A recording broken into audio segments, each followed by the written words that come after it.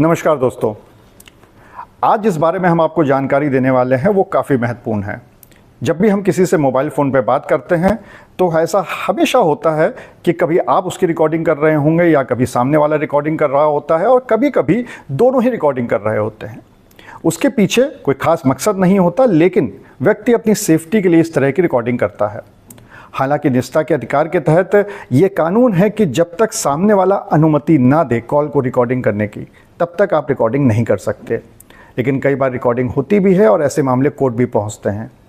ऐसा ही एक मामला आया है जहां पर सुप्रीम कोर्ट ने एक बहुत ही महत्वपूर्ण आदेश दिया है। दरअसल हुआ ये कि पंजाब के भटिंडा में फैमिली कोर्ट में एक मैटर चल रहा था।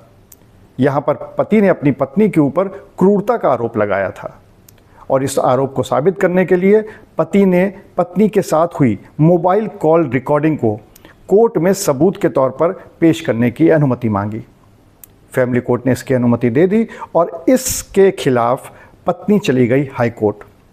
पत्नी ने हाई कोर्ट में जाकर कहा कि ये उसके निजता के अधिकार का उल्लंघन है, क्योंकि उसकी अनुमति नहीं ली गई थी जब इस तरह की रिकॉर्डिंग की जा रही थी, और इसलिए इस रिकॉर्डिंग को सबूत के तौर पर कोर्ट में पेश नहीं किया जा सकता।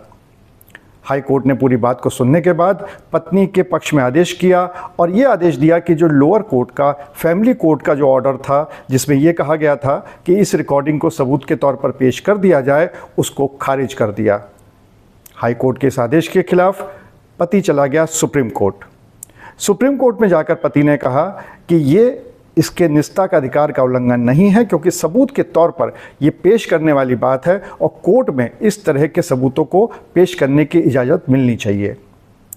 इस पूरे मामले को सुनने के बाद माननीय उच्चतम न्यायालय यानी ऑनरेबल सुप्रीम कोर्ट ने इस बात को कहा है कि इस तरह की अगर कोई कॉल रिकॉर्डिंग है तो उसको कोर्ट में सबूत के तौर पर पेश किया जा सकता है।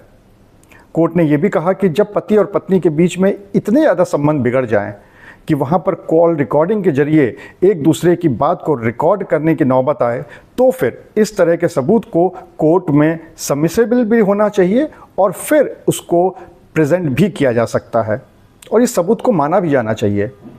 ये पूरा जो सुप्रीम कोर्ट का आदेश है, ये डबल बेंच का आदेश है और ये एक बहुत महत्वपूर्ण आदेश है। हालांकि ये फैमिली मैटर में है, जब पति और पत्नी के बीच में जो पूरा झगड़ा चल रहा था, मामला चल रहा था फैमिली कोर्ट में, ये उस संबंध में है, लेकिन ये फिर भी काफ़ी महत्वपूर्ण आदेश है। तो इस तरह की अगर आपको और भी जानकारी चाहिए हो तो हमारे चैनल को लाइक और सब्सक्राइब ज़रूर करिएगा, ज़्यादा से ज़्यादा शेयर कर दीजिए ताकि इस तरह की महत्वपूर्ण जानकारी लोगों तक पहुँच सके। अगले वीडियो तक के लिए नमस्कार।